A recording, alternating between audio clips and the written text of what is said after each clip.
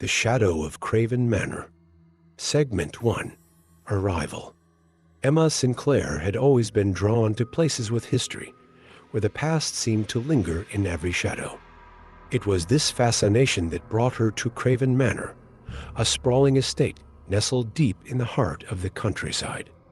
The manor had been abandoned for decades, its windows broken and its walls covered in ivy, but it still stood as a testament to a bygone era. Emma, a writer by trade, hoped to find inspiration within its crumbling halls. As she approached the manor, the sky was a murky gray, and a cold wind whispered through the trees. The air was thick with the scent of damp earth and decaying leaves. Emma parked her car at the edge of the overgrown driveway and stepped out, pulling her coat tighter against the chill. She stared up at the imposing structure before her, feeling a mix of excitement and apprehension. Craven Manor had a dark reputation. Locals spoke of strange occurrences and unexplained disappearances. The most infamous tale was that of the Craven family, who had lived there over a century ago. According to legend, the family patriarch, Alistair Craven, had been a reclusive man with a penchant for the occult. His experiments had supposedly unleashed something evil within the manor's walls.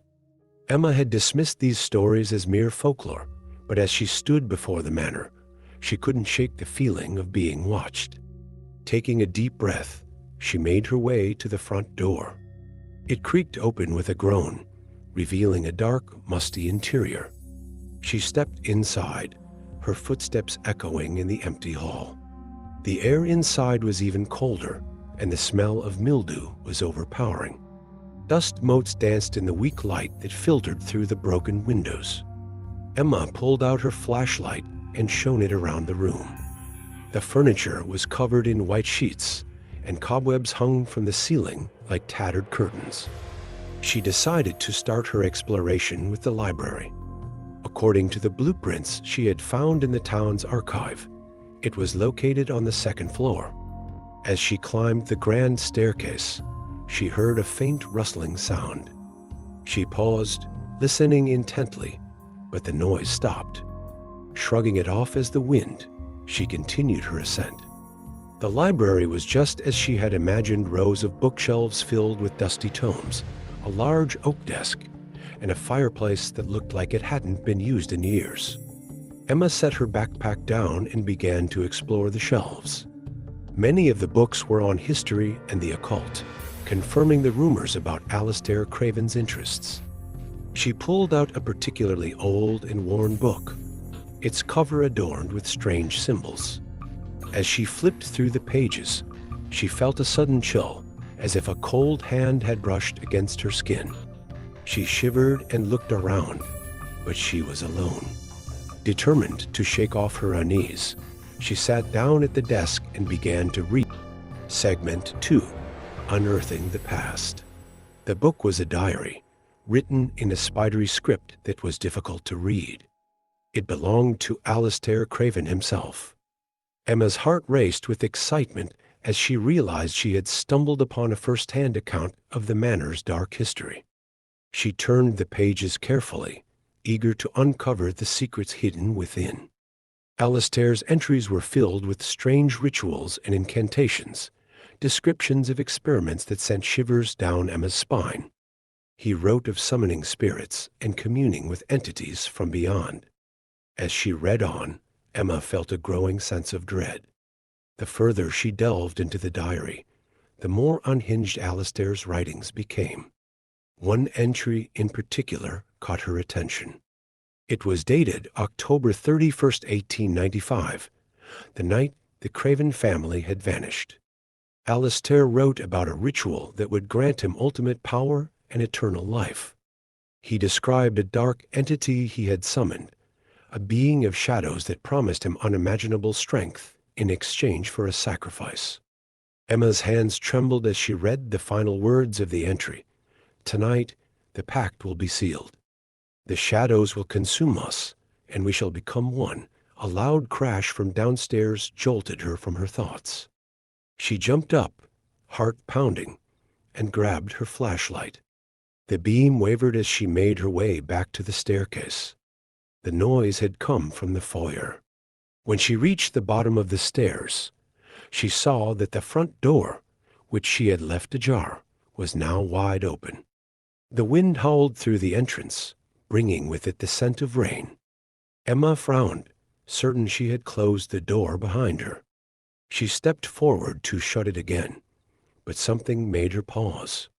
In the dim light, she saw a figure standing in the doorway. It was a tall, shadowy silhouette, its features obscured. Emma's breath caught in her throat.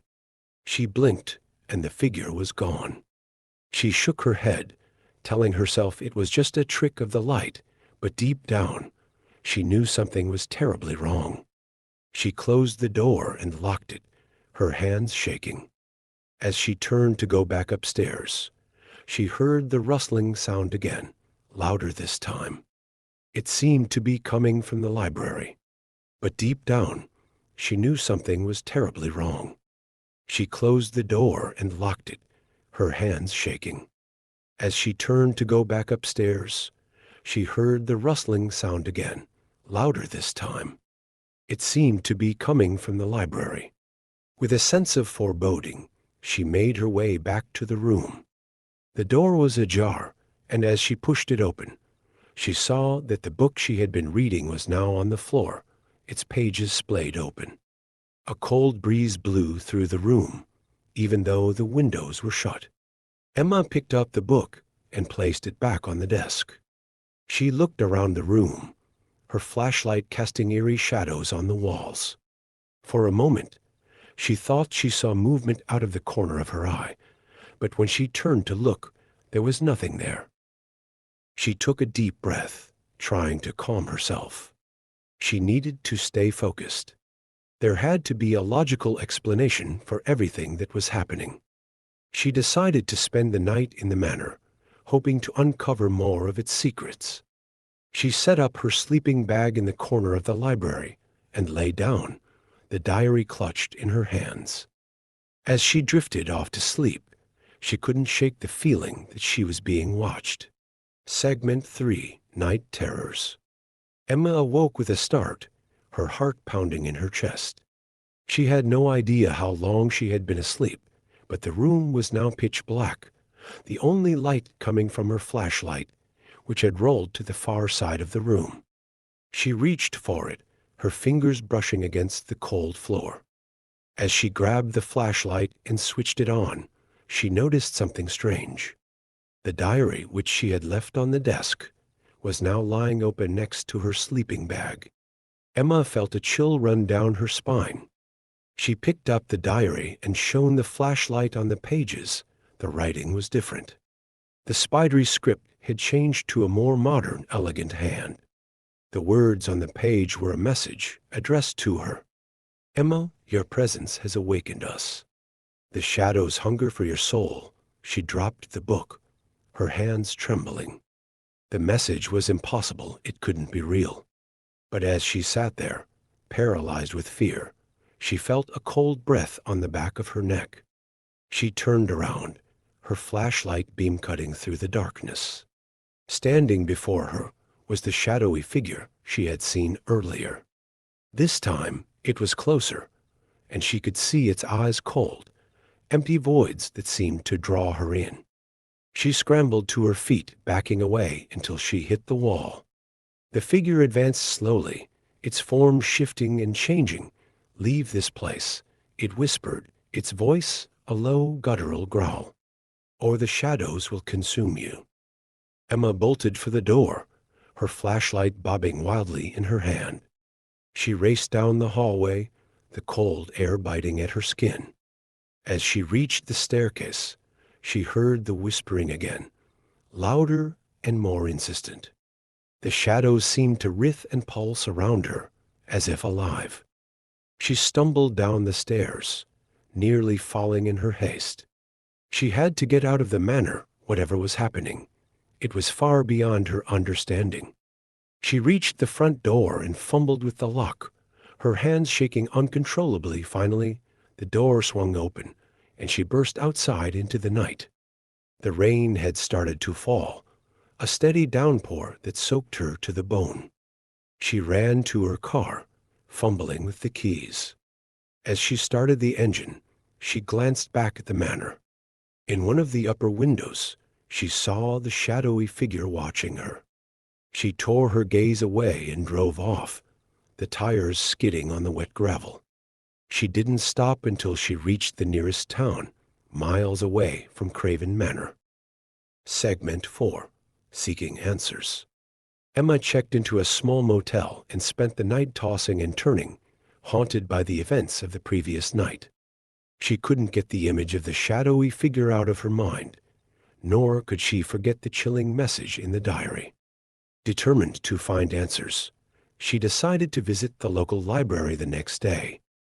The librarian, Mrs. Whitaker, was a kindly woman in her 70s with a wealth of knowledge about the area's history. When Emma mentioned Craven Manor, Mrs. Whitaker's expression grew serious. "That place has a dark past," she said, her voice tinged with sadness. "Many have tried to uncover its secrets, but none have succeeded. Most leave too frightened to return." Emma nodded, understanding all too well. She explained what had happened to her.